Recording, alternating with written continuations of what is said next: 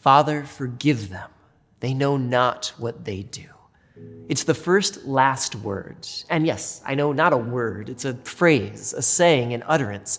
But we call them words, these 7 particular moments found in the gospel accounts of the crucifixion. The 7 moments of our Savior crying out from that cross for the whole world to hear. These 7 words, they offer us Jesus calling out to heaven, speaking to those around him, commending his Spirit to a loving God. But before any of that, we have to back up to the first word. Father, forgive them. They know not what they do. But really, if you don't mind, we truly need to back up even a few verses more to remind ourselves of what's happened. Like this word, it comes from the 34th verse of the 23rd chapter in Luke's gospel. And we don't even need to leave that chapter, because Jesus, who's already been betrayed, denied, abandoned, well, now in this single chapter, in just a few verses, he's confronted by the might of Rome and the power of a king. He's questioned and accused. He's mocked by Herod, scorned by soldiers, brutally whipped, traded for a murderer, jeered by his own people. Crucify him, crucify him. He's forced to march down a way he knew would lead to his death, brought to the menacing place of the skull, and he is crucified.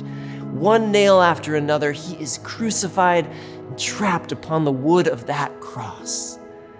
All of that awfulness in a single chapter of Luke's gospel.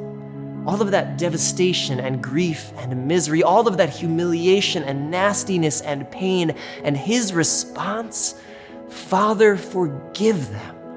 They know not what they do. What an absurd thing to say.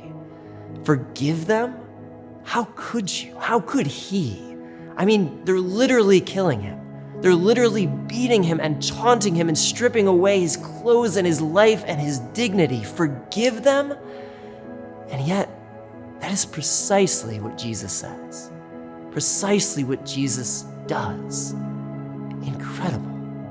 Truly incredible.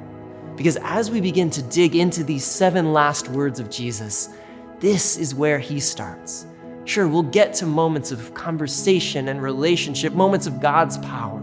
Sure, we'll get to his literal last moments and breaths and words as a man among us, but before it's time for any and all of that, we simply get forgiveness. And what an incredible message that is. A message that all of us need to hear. Because all of us live in this imperfect world. All of us experience flawed moments and damaged relationships and hurts and harms and just bad, hard stuff. Intentional, unintentional, whatever. And it can be so easy to be pounded by that imperfection, by that darkness day in and day out, and just turn jaded and negative and weary. And sure, we've read Jesus say, love your enemies, do good to those who hate you. We've seen his request to bless those who curse you and to pray for those who mistreat you, to turn the other cheek and give in ways that we know we might not receive in return. We've read all of that.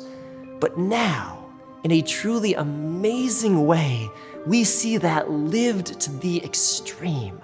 We hear these absurdly beautiful words coming out of his mouth, the mouth of a Savior broken and bruised and suffering, and still so deeply, deeply in love with each and every one of them, each and every one of us.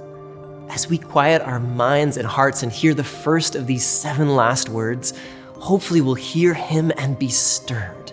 No matter what's going on, no matter how we've been wronged, no matter who it might seem impossible to accept or excuse or forgive, hopefully we can really and truly have the courage today to hear our Lord and listen.